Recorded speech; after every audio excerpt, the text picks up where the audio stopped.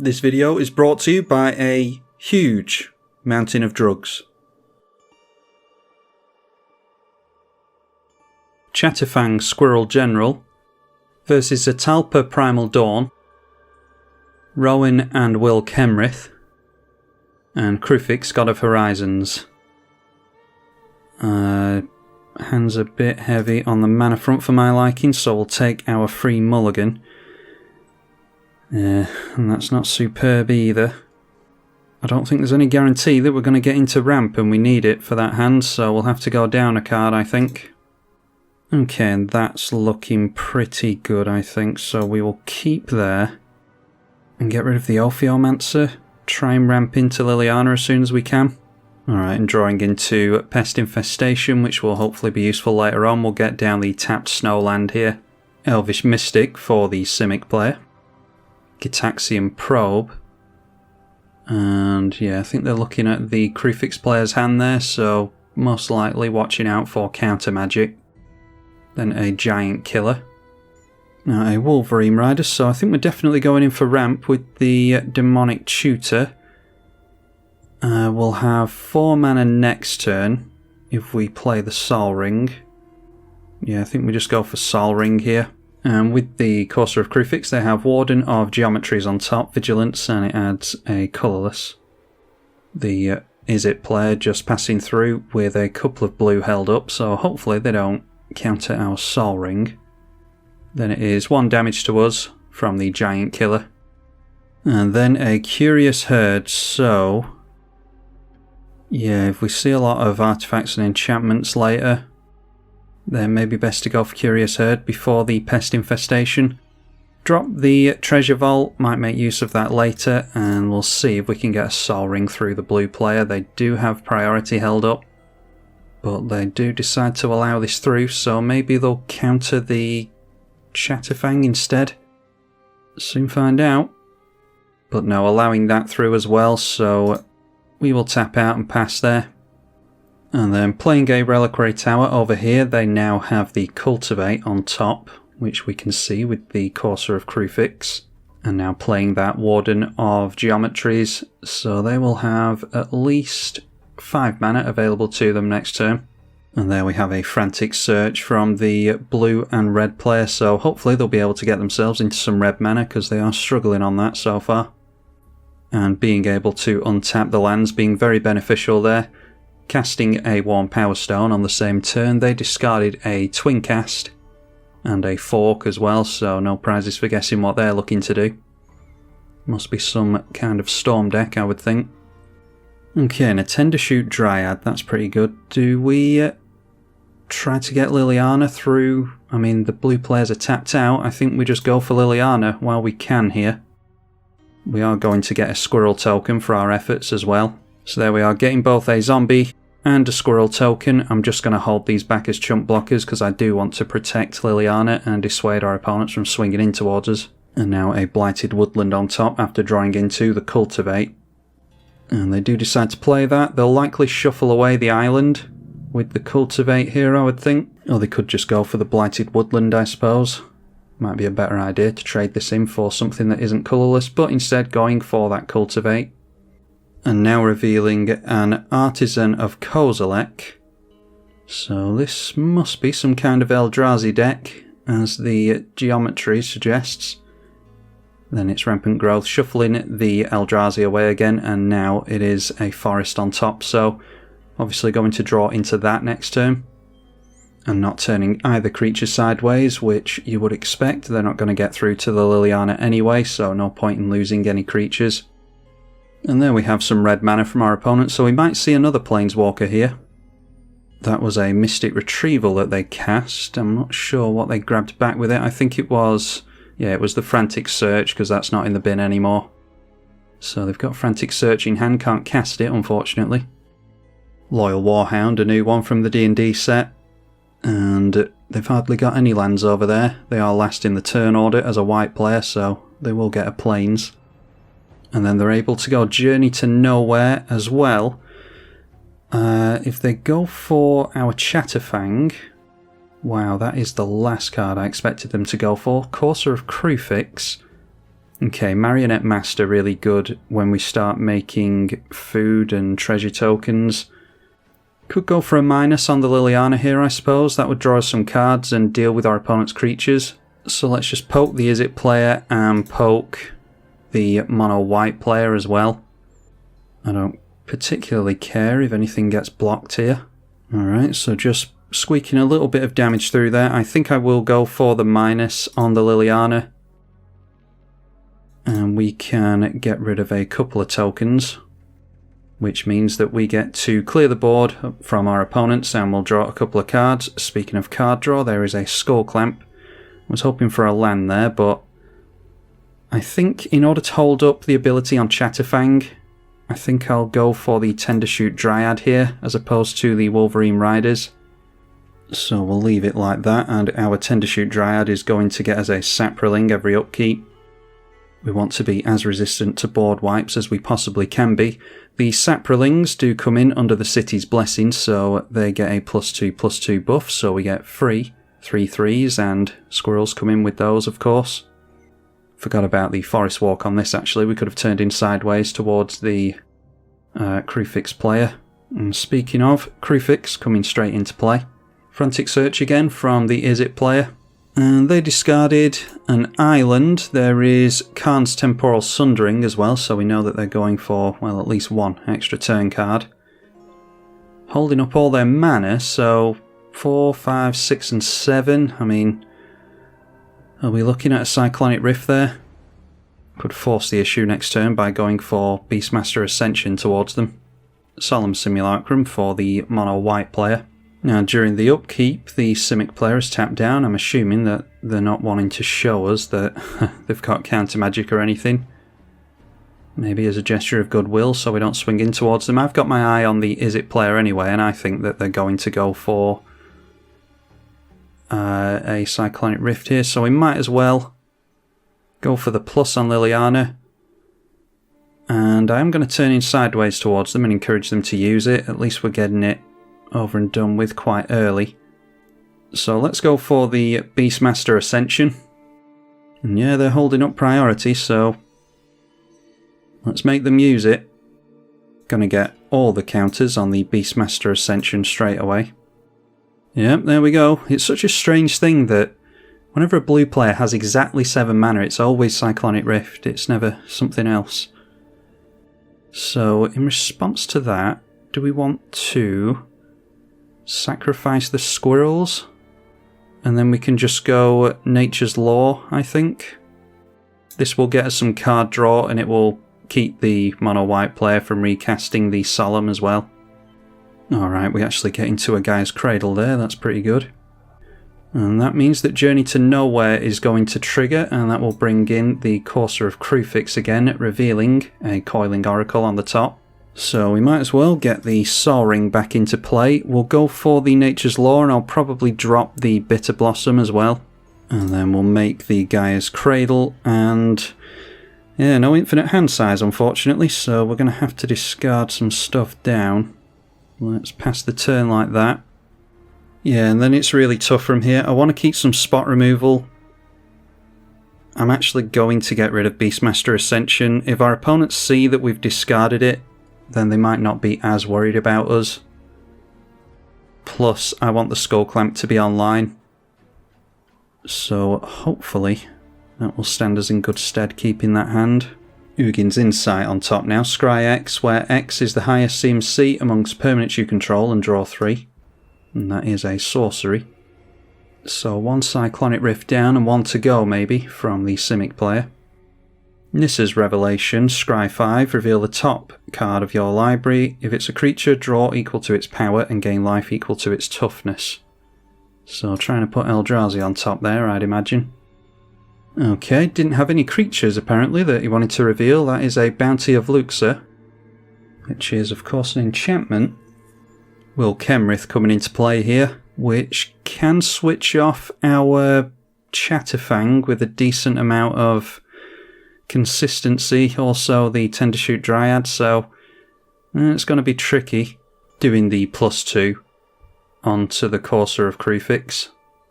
Mindstone now from the mono white player, and we're going to be seeing Zatalpa pretty soon if we're not careful. That is indestructible as well, so yeah, that's going to be an issue. Okay, and a Field of the Dead as well, so that is 3 and 6. That will be the 7th land, so let's see if we can get Chatterfang out first. I have a feeling it's going to get countered. Again, the Is-It player is holding up priority. We'll drop Field of the Dead, so this is obviously just making our guy's cradle even better.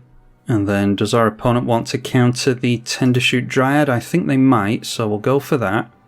I'd like to try and sneak the Skull Clamp past them. Might be that they're holding up counter magic for the Liliana. Well, they let that through anyway, so let's go for the Clamp. And I think I'm okay going after a Squirrel here. Only 2 cards left in the Is-It player's hand, so there's every chance they don't have counter magic. But we land the Clamp on the Squirrel anyway. And getting into some lands to make, that's good. So probably aim for Parallel Lives next turn. And then we'll be making a couple of zombies and a couple of squirrels per land that comes into play. Holding up the black mana for the Chatterfang again, because hopefully we'll have a decent number of squirrels by the time the turn rolls around. And there we go. I mean, I point it out every single time, but I'll point it out again. I always say not to scoop early, and they do, so I don't really know what else to do. The Kruphix player is going in for Kruphix. Then there's that Coiling Oracle. We did see that on top of their library before. We can't see the top of their library at the moment because Courser of Kruphix doesn't have any abilities, thanks to the Will Kenrith. So if I'd known that a player was going to scoop, I probably would have just kept the Beastmaster Ascension, because we might still be able to take out the Is-It player next turn while they're low on cards. Alright, and now we can quickly see that the command tower is on top, because Courser of Kruphix gets its ability back. I dare say that Will Kenrith will go on the Chatterfang, maybe the Tendershoot Dryad. Oh no, they're going for the minus on that, so yeah, let's see what instants and sorceries they've got available to them. Still 2 cards in hand. Chrome Mox, and put in a Propaganda underneath that, so yeah, they must fancy their odds of dealing with our board here. Mystic Retrieval, oh good, going after the Cyclonic Rift again. I know people really pissed their pants over us banning Cyclonic Rift in our playgroup, and I didn't care if it was banned either way, to be honest, but I can't say I missed it, I'll be honest. Basalt Monolith coming into play, so obviously they can still hold up the Rift. So at the beginning of our turn, Tendershoot Dryad, Bitter Blossom will trigger again. I will probably go for Clamp once or twice.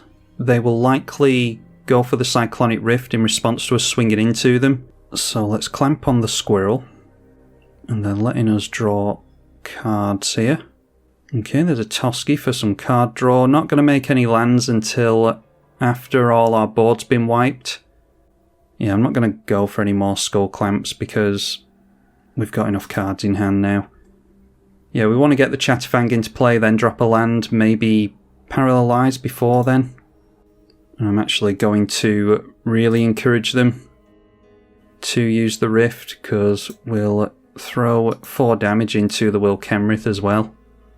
Alright, and surprisingly deciding to take it, which means that they're just going to go for the board wipe in response to the end of the Kruphix player's turn, the end of our turn. So let's just go after a Fairy Rogue with the Skull Clamp. Really trying to encourage my opponent to pull the trigger. In fact, we could just go for Beast Within onto the Basalt Monolith, couldn't we? And that would encourage them. Yeah, so let's go for that, because they've got 4, 5, 6. I thought they actually had 7 without the Basalt Monolith. So we'll do this now, and that should encourage them to do it. That way we can actually end the turn with some kind of board. Or not, there's a Swan Song. So yeah, only 2 cards in hand, but they were pretty damn good ones. Well, at least we know what the last card in their hand is. So we'll go Skyshroud Claim here. That is not going to be affected by the Cyclonic Rift. And I will shock myself with the Shock Land. Triggering Field of the Dead, and therefore Chatterfang as well. Might as well go Liliana as well. And then we can make a land, trigger field, and let's go for a clamp onto a fairy token. Don't think it matters if I keep a lot of squirrels in play. I don't think we're going to be taking down a big creature with that, but we'll draw 3 cards per creature that dies. Okay, we've got a Cryptghast as well. The Tireless Provisioner is pretty good, because we'll get treasure tokens with that. Might as well just try and craft a really good hand here. Yeah, there's a Mana Crypt as well. A Sat's Will. Doesn't necessarily do anything at the moment. Play out the Crypt. And that's just a couple more Skull Clamp activations. Alright, and are they finally going for it here? Yep, there we are, Cyclonic Rift. So is there anything that we want in response? Didn't actually activate the Liliana, but I don't think it matters ultimately. So we get Crypt into play. We can replay the Soul Ring with that. And then I think we are replaying the Tendershoot Dryad. And let's replay the Bitter Blossom as well. So that's all I wanted really. I don't know why they responded to the Cyclonic Rift with this. Maybe they were just worried about more Skull Clamps. But all I really wanted to do was end the turn with some semblance of a board. So I think we managed to do that quite successfully. And do we want the Toski or not? I think we can probably manage to get into another land with Skull Clamps, so we'll get rid of that land as well and we'll hold on to as much card draw as we can. So Tendershoot Dryad continuing to be a thorn in our opponent's side here. Kruphix, God of Horizons, coming down again. 6 cards still in play. We know 2 of them are those creatures. They've revealed an Arbor Elf at some point, so maybe 3 of them are creatures. But getting down the Bounty of Luxor.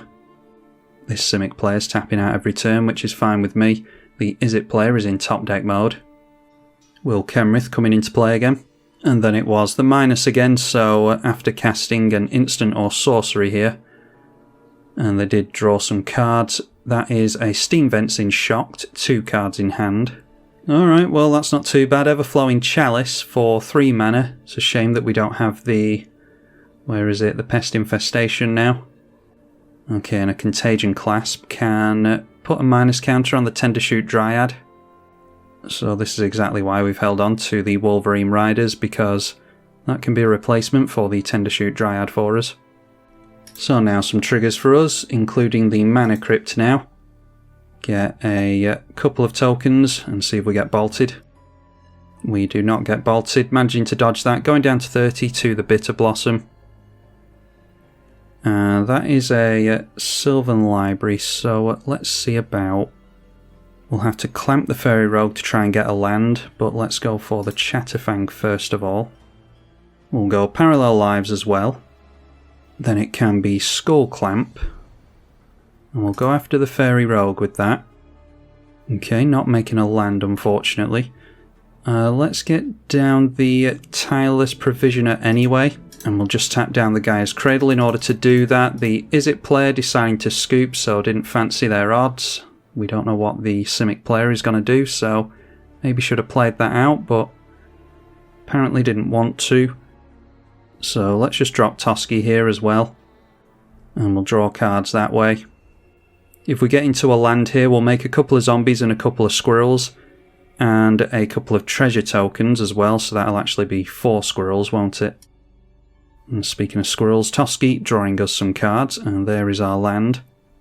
So they're still at 38 over there, but we'll see if they decide to stick it out or not. Drop the Woodland Cemetery, and the Tireless Provisioner can make us a treasure token. Now it's asking us for the replacement effects. Should be able to do both of these, I would think. But the client is asking us for both of them anyway. Yeah, we get 2 treasure tokens, 2 squirrel tokens. It's asking us to click the replacement effects for whatever reason. But yeah, with that, I think we can just hold up the second harvest. Let's not waste any more of our opponent's time. We'll leave a treasure token in play doing that, and we should get 2 of those from the second harvest. And obviously, the Tendershoot Dryad and the Chatterfang are continuing to trigger. Parallel lives giving us double the tokens. Looks like a pretty foregone conclusion at this point. Bounty of Luxor is triggering. So they get a flood counter on there, and yeah, they draw a card with that. So up to 7 again. Hydra Broodmaster just makes a bunch of Hydra tokens. And there's our beloved Courser of Crucifix again, so doesn't look like our opponent's going to have too much going on. That does animate the Crucifix at least. We don't quite have enough squirrels unless we want to sacrifice the Toski as well. Or Chatterfang can sacrifice itself. Could get rid of the Crucifix if we were desperate. Anyway, Stroke of Genius is on top. And let's go for this Second Harvest, because I've never actually cast Second Harvest before. So we're going to get the tokens doubled up twice, thanks to Second Harvest and Parallel Lives, and then we're going to get a bunch of squirrels for our efforts as well. Hopefully we don't crash the client here. Clicking on the Chatterfang, but it's not liking it. And that's why it was lagging like hell. So Second Harvest doing that with a Parallel Lives in play. And then we get our triggers at the beginning again. Okay, so with all these tokens we should be able to do whatever we want here. How's about we go Liliana to start things off? We can get a couple of blockers out of the way here.